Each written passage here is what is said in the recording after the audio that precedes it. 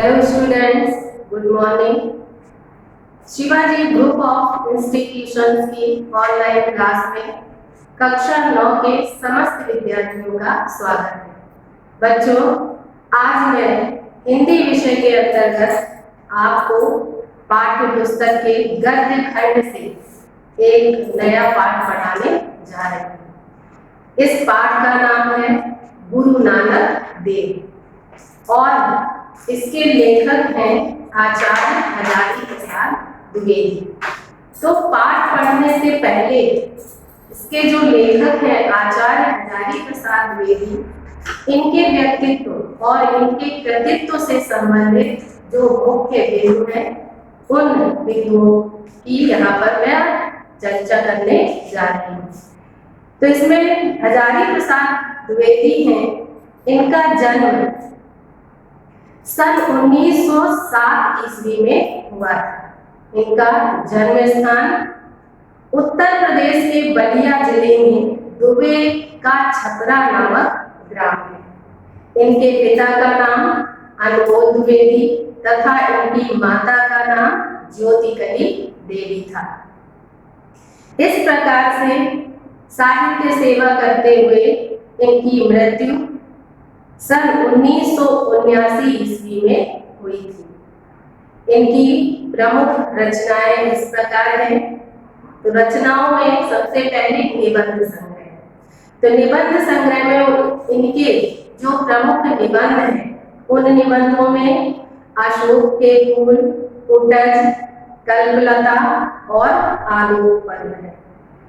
इनके उपन्यासों में 4 उपन्यास इनके प्रमुख हैं, जिनमें से बाण भट्ट की आत्मकथा, चारुचंद्र लेख, पुनर्नवा और अनाम दास का पोथा। आलोचना साहित्य में इनकी जो प्रसिद्ध रचनाएं हैं, आलोचनाएं हैं, उनमें से है कबीर, सूर साहित्य और कालिदास की लालित्य योजना। इसके साथ साथ कुछ ग्रंथों का इन्होंने हिंदी में अनुवाद भी किया है। तो जो अनुदित रचनाओं में प्रसिद्ध रचनाएं हैं वो है लाल करें तथा मेरा बचपन। ये कहानियां हैं, इनका इन्होंने हिंदी में अनुवाद किया है। इसके बाद अन्य प्रमुख तथ्य इस प्रकार है कि जो आचार्य हजारी प्रसाद द्विवेदी जी थे, इन्होंने काशी हिंदू विश्वविद्यालय से ज्योतिषाचार्य की परीक्षा उत्तीर्ण की थी और इसके बाद सन 1940 ईस्वी में आप हिंदी एवं संस्कृत के अध्यापक होकर शांति निकेतन गए थे। लखनऊ विश्वविद्यालय में सन 1949 ईस्वी में आपको डीलिट की मानद उपाधि प्रदान की। भारत सरकार ने सन 1957 ईस्वी में आपको पद्म भूषण से अलंकृत किया था। आपको मंगला प्रसाद पारितोषिक भी प्रदान किया गया। और आचार्य हजारी प्रसाद द्विवेदी ये शुक्लोत्तर युग के साहित्यकार और सुप्रसिद्ध लेखक माने गए हैं। तो इस प्रकार से इनका जो संक्षिप्त जीवन परिचय है, इसे बच्चों आप गृह कार्य की कॉपी में नोट करेंगे। इसके बाद इनका जो निबंध है पाठ दिया गया है, जिसका नाम है गुरु नानक देव। तो बच्चों, मैं यहाँ पर इसका थोड़ा प्रसंग बता देती हूँ कि हमारा जो देश भारतवर्ष है, इसकी विशेषता रही है कि जब भी हमारे देश में संकट का समय आया, हमारे देशवासियों पर अत्याचार होने लगे। इस देश के जो लोग हैं वो धर्म के मार्ग को छोड़कर अधर्म के मार्ग पर बढ़ने लगे, दीन दुखियों पर अत्याचार होने लगे। तो ऐसे समय में हमारे देश में महापुरुषों ने जन्म लिया है और यहाँ की जनता को अत्याचारियों के अत्याचारों से मुक्त कराया है और उनका उद्धार किया है। तो जैसे कि उदाहरण के रूप में हम कह सकते हैं कि जब रावण का अत्याचार हो रहा था तो राम का जन्म हुआ था, और जब कंस का अत्याचार चारों ओर फैला था तो कृष्ण का जन्म हुआ था। इसी प्रकार से आज से 500 वर्ष पहले हमारे देश में ऐसा ही संकट का समय उत्पन्न हो गया था, जब चारों ओर आपस में जातिगत धर्मगत विरोध की भावना बढ़ रही थी। लोग स्वार्थी हो रहे थे, धर्म के मार्ग को छोड़कर अधर्म के मार्ग पर चल रहे थे। तो ऐसे बुरे वक्त में गुरु नानक देव जैसे महापुरुष का जन्म हुआ था।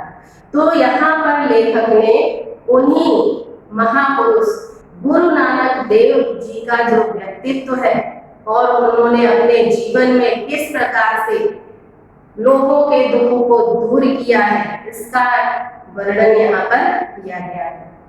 तो पहला जो गद्यांश दिया गया है, इसमें लेखक ने बताया है कि गुरु नानक देव का जन्म कब हुआ था। तो लेखक कहता है, कार्तिकी पूर्णिमा इस देश की बहुत पवित्र तिथि है कि जब कार्तिक मास आता है और कार्तिक मास की पूर्णिमा का दिन आता है तो कार्तिक पूर्णिमा इस देश की बहुत ही पावन पवित्र तिथि मानी जाती है। इस दिन सारे भारतवर्ष में कोई ना कोई उत्सव, मेला, स्नान या अनुष्ठान होता है, क्योंकि जब कार्तिक पूर्णिमा का दिन आता है तो इस दिन पूरे भारतवर्ष में हर जगह कोई ना कोई उत्सव होता है, मेलों का आयोजन किया जाता है, लोग पवित्र नदियों में स्नान करते हैं और विभिन्न प्रकार के धार्मिक अनुष्ठान किए जाते हैं, हवन किए जाते हैं, यज्ञ किए जाते हैं। शरद काल का पूर्ण चंद्रमा इस दिन अपने पूरे वैभव पर होता है, क्योंकि इस समय सर्दी की ऋतु प्रारंभ हो जाती है और शरद काल में जो कार्तिक पूर्णिमा के दिन पूर्ण चंद्रमा उदित होता है, ये अपनी पूरी शोभा के साथ उदित होता है। आकाश निर्मल, और इस समय आकाश निर्मल दिखाई देता है, दिशाएं प्रसन्न और सभी दिशाओं में प्रसन्नता दिखाई देती है।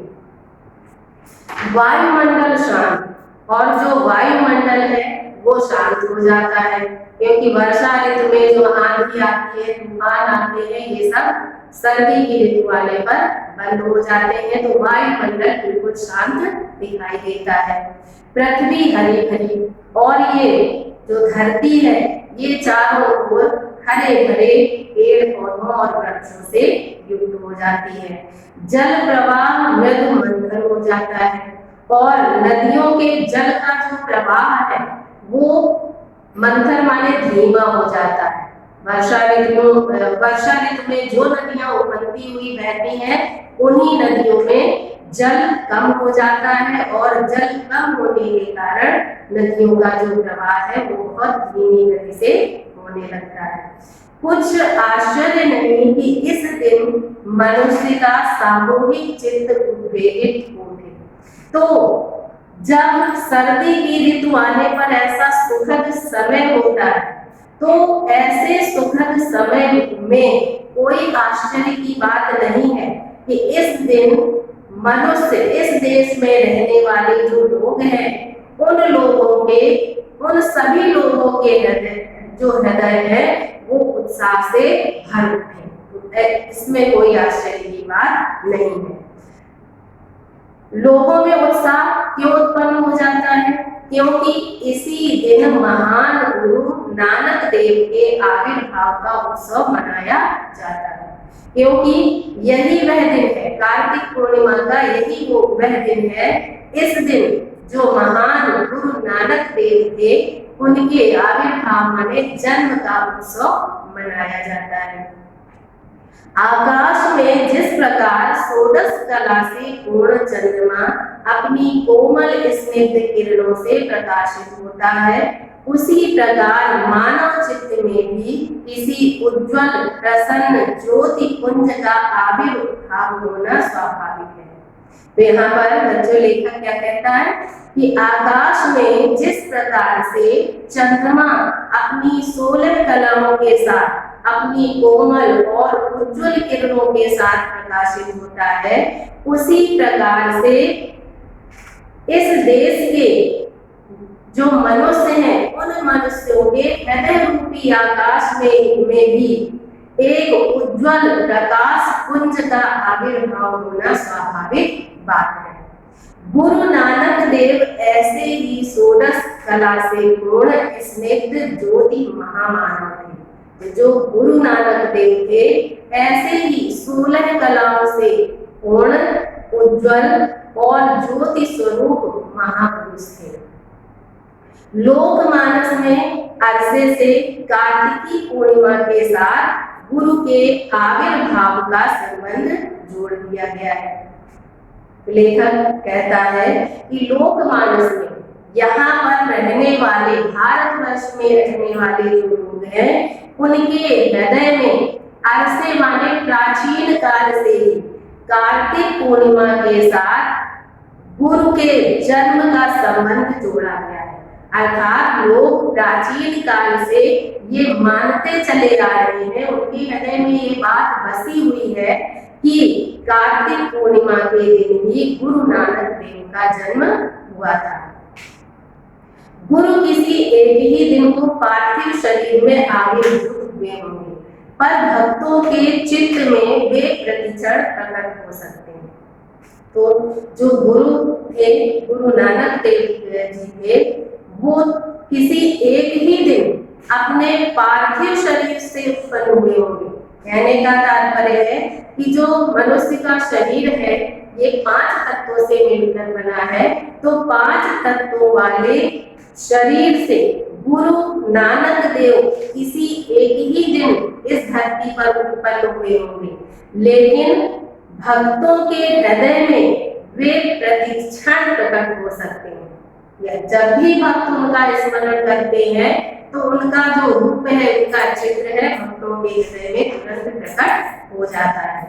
पार्थिव रूप को महत्व दिया जाता है, लेकिन लेखक क्या कहता है कि मनुष्य का जो भौतिक शरीर किस दिन उत्पन्न हुआ है उसी दिन को महत्व दिया जाता है, परंतु प्रतिक्षण आविर्भूत होने को आध्यात्मिक दृष्टि से अधिक महत्व मिलना चाहिए। लेकिन लेखक कहता है कि प्रत्येक क्षण गुरु अपने भक्तों के हृदय में जो जन्म लेते रहते हैं, तो आध्यात्मिक दृष्टि से इस बात को अधिक महत्व देना चाहिए। इतिहास के पंडित गुरु के पार्थिव शरीर के आविर्भाव के विषय में वाद विवाद करते हैं, लेकिन लेखक कहता है कि हमारे जो इतिहासकार हैं, इतिहास के विद्वान हैं, उन विद्वानों में आपस में सदैव वाद विवाद होता रहा है इस संबंध में कि गुरु नानक देव का जो जन्म है वो कब हुआ था। इस संबंध में जो इतिहासकार है वो आपस में उनमें मतभेद रहा है और वो विवाद करते रहे हैं। इस देश का सामूहिक मानव चित्त उतना महत्व नहीं देता है, लेकिन इस देश में रहने वाले जो लोग हैं उनका जो हृदय है इन बातों को कोई महत्व नहीं देता है कि गुरु नानक देव किस दिन उत्पन्न हुए थे। उनके हृदय में तो एक ही बात बसी हुई है कि गुरु नानक देव जी का जन्म कार्तिक पूर्णिमा के दिन हुआ था। तो बच्चों, ये इतना गद्यांश मैंने पढ़ाया है और इस गद्यांश के अंतर्गत मैं आपको गृह कार्य के लिए एक गद्यांश देने जा रही हूँ। तो इसमें गद्यांश दिया गया है, लोकमानस में अरसे से कार्तिकी पूर्णिमा के साथ गुरु के आविर्भाव का संबंध जोड़ दिया गया है। गुरु किसी एक ही दिन को पार्थिव शरीर में आविर्भूत हुए होंगे, पर भक्तों के चित्त में वे प्रतिक्षण प्रकट हो सकते हैं। पार्थिव रूप को महत्व दिया जाता है, परंतु प्रतिक्षण आविर्भूत होने को आध्यात्मिक दृष्टि से अधिक महत्व मिलना चाहिए। इतिहास के पंडित गुरु के पार्थिव शरीर के आविर्भाव के विषय में वाद विवाद करते रहे। इस देश का सामूहिक मानव चित्त उतना महत्व नहीं देता। तो इतने गद्यांश से आपको प्रश्नोत्तर करने हैं। तो प्रश्न में पहला प्रश्न दिया गया है, प्रस्तुत गद्यांश का संदर्भ लिखिए। दूसरा क्वेश्चन है, रेखांकित अंश की व्याख्या कीजिए। तो रेखांकित अंश कौन सा है, इसमें आप निशान लगा लीजिए। इतिहास के पंडित गुरु के पार्थिव शरीर के आविर्भाव के विषय में वाद विवाद करते रहे। इस देश का सामूहिक मानव चित्त उतना महत्व नहीं देता। तो ये रेखांकित अंश है। इसके बाद नेक्स्ट क्वेश्चन है, गुरु नानक देव का जन्म किस दिन हुआ था। इसके बाद नेक्स्ट क्वेश्चन है, इतिहास के पंडित किस विषय में वाद विवाद करते हैं। नेक्स्ट क्वेश्चन है, लेखक की दृष्टि में गुरु के पार्थिव शरीर का महत्व बताइए। इस प्रकार से आपको इस गद्यांश के सभी प्रश्नों के उत्तर गृह कार्य की कॉपी में सुंदर और व्यवस्थित रूप से लिखना है। आज के लिए इतना ही। Okay, thank you, have a nice day. Hello students, good morning.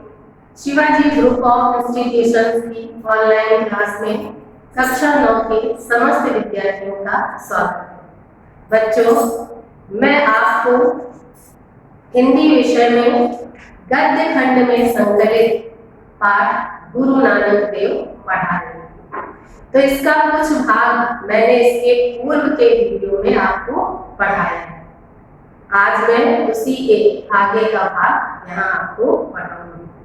तो बच्चों, यहाँ पर लेखक ने बताया है कि किस प्रकार से आज से 500 वर्ष पहले जब हमारे देश की जनता अधर्म के मार्ग पर भटक रही थी, तो गुरु नानक देव ने इस धरती पर एक महापुरुष के रूप में जन्म लिया और अधर्म के मार्ग से लोगों को धर्म के मार्ग पर चलना सिखाया।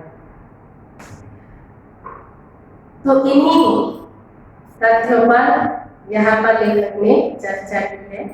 तो लेखक कहता है कि गुरु जिस किसी भी शुभ क्षण में चित्त में आविर्भूत हो जाए, वही क्षण उत्सव का है। कि गुरु जिस किसी भी समय हृदय में उत्पन्न हो जाए, अर्थात जब भी गुरु की भक्ति करने वाले जो लोग हैं वो गुरु का स्मरण करें और उनका चित्र उनके हृदय में उत्पन्न हो जाए, तो भक्तों के लिए वही क्षण उत्सव का होता है और वही क्षण उन्हें आनंदित करने वाला हो जाता है। नमो नमो भवति जायमाना, गुरु तुम प्रतिक्षण चित्त भूमि में आविर्भूत होकर नित्य नवीन हो रहे हो।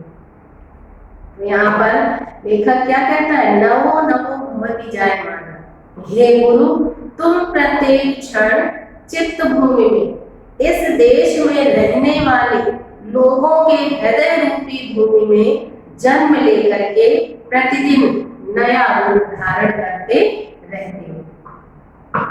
हजारों वर्ष से शरद काल की यह सर्वाधिक प्रसन्न तिथि प्रभा मंडित पूर्ण चंद्र के साथ उतनी ही मीठी ज्योति के धनी महामानव का स्मरण कराती है।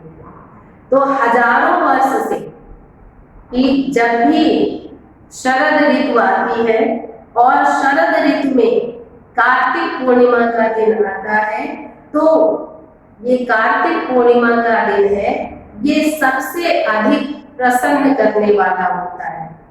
और इस दिन जो पूर्णिमा का चंद्रमा अपनी पूर्ण आभा के साथ उदित होता है, तो ये पूर्णिमा का चंद्रमा उस महापुरुष का स्मरण कराती है।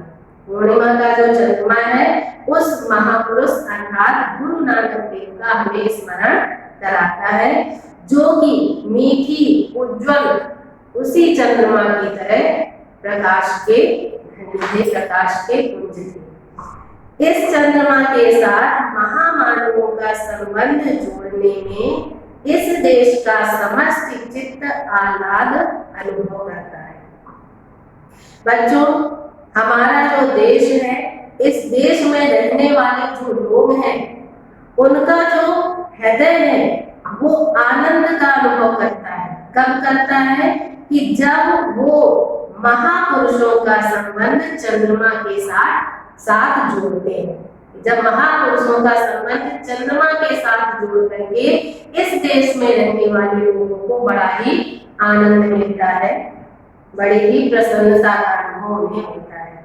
यही कारण है कि हमारे देश में जो महापुरुष राम थे, उनका नाम भी चंद्रमा के साथ जोड़ा गया है और उन्हें रामचंद्र कहा जाता है। इसी तरह से कृष्ण का नाम भी चंद्रमा के साथ जोड़ा गया है और उन्हें कृष्णचंद्र कहा जाता है। तो इस तरह से महापुरुषों के साथ चंद्रमा का नाम जोड़ करके या इन महापुरुषों के साथ चंद्रमा का नाम जोड़ करके इस देश की जनता आह्लाद, हर्ष, आनंद और उल्लास को प्रकट करते हैं। गुरु नानक देव के साथ इस पूर्ण चंद्र का संबंध जोड़ना भारतीय जनता के मानस के अनुकूल है। उसी प्रकार से गुरु नानक देव के साथ भी पूर्ण चंद्र का संबंध जोड़ा गया है और ये पूर्णिमा के साथ गुरु नानक देव का संबंध जोड़ना ये भारतीय जनता की जो भावनाएं हैं उनके अनुकूल है, क्योंकि जो भारतीय जनता है इसने प्रारंभ से ही महापुरुषों का संबंध चंद्रमा से जोड़ा है और जोड़ते आ रहे हैं। आज मैं अपना आह्लाद प्रकट करती है। इस तरह से महापुरुषों का जो नाम है चंद्रमा के साथ जोड़ करके सभी अपने हृदय के आनंद को प्रकट करते रहते हैं। गुरु नानक देव का आविर्भाव आज से लगभग 500 वर्ष पूर्व हुआ था। जो गुरु नानक देव थे, इनका जन्म आज से लगभग 500 वर्ष पहले हुआ था। भारतवर्ष की मिट्टी में युग के अनुरूप महापुरुषों को जन्म देने का अद्भुत गुण है। लेखक कहता है कि भारतवर्ष की जो मिट्टी है, इस मिट्टी में एक विशेष और अद्भुत गुण है। वह गुण क्या है? कि युग के अनुरूप जैसा समय, जैसी परिस्थितियां उत्पन्न होती हैं, उन्हीं परिस्थितियों के अनुरूप इस भारतवर्ष की मिट्टी ने महापुरुषों को जन्म दिया है। आज से 500 वर्ष पहले का देश अनेक कुसंस्कारों में उलझा था। यहाँ पर कहने का तात्पर्य ये है कि जब हमारे देश में कभी भी विषम परिस्थितियां आई हैं, अत्याचार बढ़ा है, अधर्म बढ़ा है, तो इस देश में किसी न किसी महापुरुष का जन्म हुआ है। जैसे कि जब रावण का अत्याचार हो रहा था तो राम का जन्म हुआ। जब कंस का अत्याचार बढ़ रहा था तो कृष्ण का जन्म हुआ। उसी प्रकार से लेखक का कहना है कि इस भारत भूमि में महापुरुषों का जो जन्म है वो होता आ रहा है। आज से 500 वर्ष पहले का देश अनेक कुसंस्कारों में उलझा था। अगर आज से 500 वर्ष पहले की बात करें तो हमारा देश अनेक प्रकार के बुराइयों में उलझा हुआ था। अर्थात यहाँ के जो लोग थे उनमें अनेकों बुराइयां उत्पन्न हो गई थी। जैसे कि कुसंस्कार से तात्पर्य है कि लोग दीन दुखी व्यक्तियों पर अत्याचार कर रहे थे, लोग असत्य बोल रहे थे, लोग आचरणहीन हो रहे थे, लोगों में हिंसा की भावना व्याप्त थी और लोग स्वार्थी हो रहे थे। तो इस तरह की अनेक बुराइयां इस देश में चारों ओर फैली हुई थी। जातियों, संप्रदायों, धर्मों और संकीर्ण कुलाभिमानों से वह खंड विच्छिन्न हो गया था। तो हमारा जो देश था वो उसके टुकड़े हो रहे थे। खंड विच्छिन्न माने उसके टुकड़े हो रहे थे। किस प्रकार से? जाति के नाम पर, संप्रदाय के नाम पर, धर्म के नाम पर। तो जाति, संप्रदाय और धर्म के नाम पर इस देश की भूमि के टुकड़े हो रहे थे। और इसके साथ साथ लोगों की जो विचारधारा थी वो बड़ी ही संकीर्ण, बड़ी ही संकुचित हो गई थी। लोग सिर्फ अपने स्वार्थ की बात ही सोचते थे, अपनी भलाई की बात ही सोचते थे, दूसरों के हित के बारे में कोई चिंता नहीं करते थे। और इसके साथ साथ लोगों के मन में अभिमान की भावना भी व्याप्त थी। क्या? कि मैं उच्च जाति का हूँ, मेरा धर्म सबसे बड़ा है। तो इस तरह की भावनाएं लोगों के अंदर व्याप्त हो गई थी। देश में नए धर्म के आगंतुकों के कारण एक ऐसी समस्या उठ खड़ी हुई थी। कारण क्या था? कि हमारा जो भारत देश है, इस देश में 500 वर्ष पहले एक नए धर्म का आगमन हुआ था, अर्थात मुस्लिम धर्म का आगमन हुआ था। और उस मुस्लिम धर्म के मानने वाले जो आगंतुक मानने वाले जो लोग थे, उनके कारण ऐसी समस्या उठकर खड़ी हो गई थी। क्योंकि भारत देश हिंदू धर्म का देश माना जाता है, यहाँ पर हिंदू धर्म प्रचलित है। लेकिन जब इस देश में मुस्लिम धर्म का आगमन हुआ तो मुस्लिम धर्म के मानने वाले जो लोग थे, उनका हिंदू धर्म के लोगों से विरोध होने लगा और इस तरह से अनेकों समस्याएं उठकर खड़ी हो गई थी, जो इस देश के हजारों वर्षों के लंबे इतिहास में अपरिचित थी। और ऐसी समस्या, अगर हम अपने हजारों वर्ष का इतिहास पढ़ें तो ऐसी समस्या हमें किसी भी समय में देखने को नहीं मिलती। हमारे देश में ऐसी समस्या कभी उत्पन्न नहीं हुई अगर हम अपना इतिहास पढ़कर देखें। ऐसे ही दुर्घट काल में इस देश की मिट्टी ने ऐसे अनेक महापुरुषों को उत्पन्न किया है। तो लेखक कहता है कि जब कभी भी हमारे देश में ऐसा दुर्घट काल माने संकट का समय आया कि अत्याचार बढ़ा, अधर्म बढ़ा और इस तरह से लोग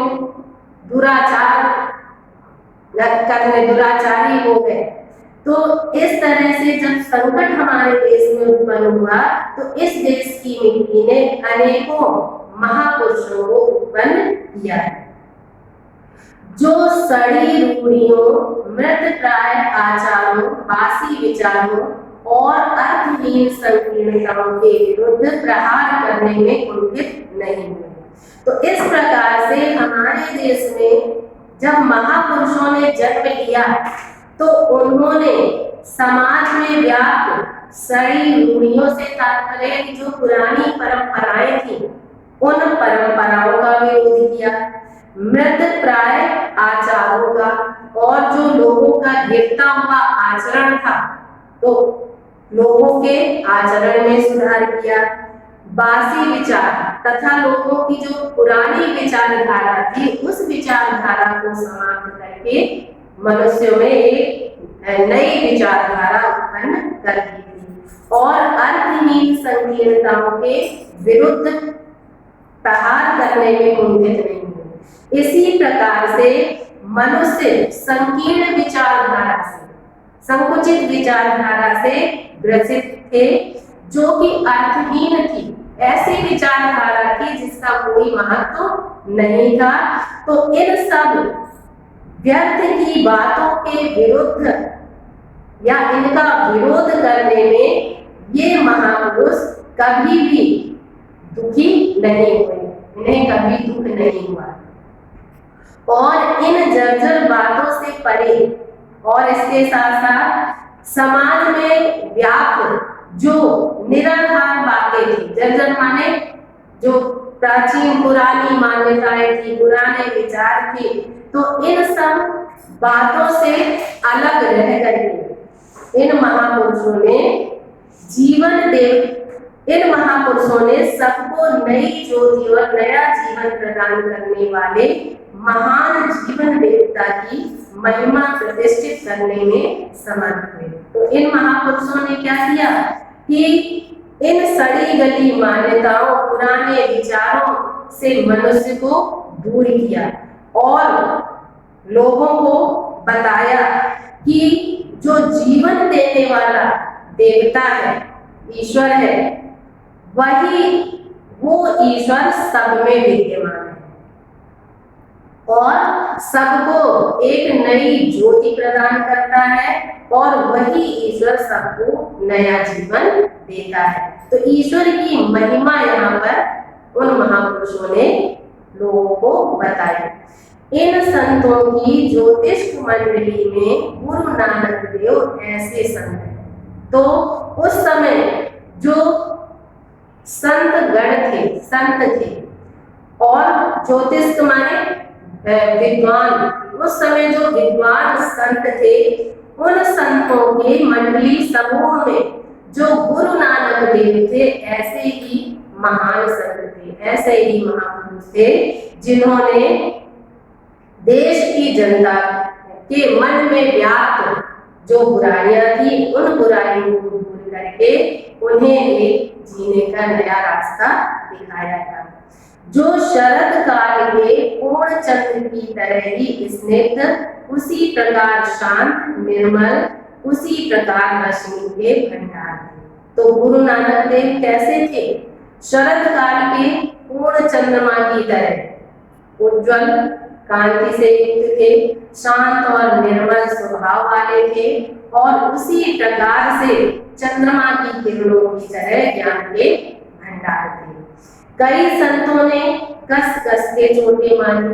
लेखक क्या कहता है कि उस समय जो देश में संत थे, तो उन संतों में से कुछ संत ऐसे थे जिन्होंने लोगों की दूषित विचारधारा को समाप्त करने के लिए अपने कठोर वचनों का प्रयोग किया, कट वचनों का प्रयोग करके उनका विरोध किया। और कुछ संत ऐसे थे जिन्होंने समाज में प्रचलित जो परंपराएं थी उन पर व्यंग्य किया, और कुछ संत ऐसे थे जिन्होंने उन विचारों को समाप्त करने के लिए तर्क की छुरी चलाई, अनेकों तर्क दिए कि आप लोग जो कर रहे हैं वो उचित नहीं है, इसके लिए अनेकों तर्क रखे। पर महान गुरु नानक देव ने सुधार लेने का काम किया।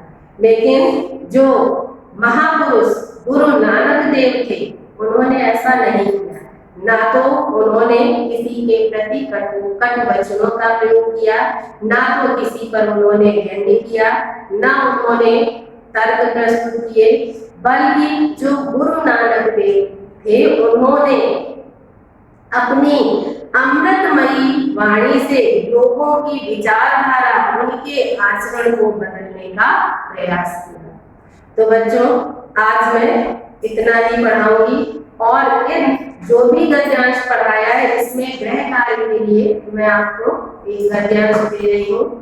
इसमें गद्यांश है, ऐसे ही दुर्घट काल में इस देश की मिट्टी ने अनेक महापुरुषों को उत्पन्न किया, जो सड़ी रूढ़ियों, मृतप्राय आचारों, बासी विचारों और अर्थहीन संकीर्णताओं के विरुद्ध प्रहार करने में उद्यत नहीं हुए और इन जर्जर बातों से परे सब में विद्यमान, सबको नई ज्योति और नया जीवन प्रदान करने वाले महान जीवन देवता की महिमा प्रतिष्ठित करने में समर्थ हुए।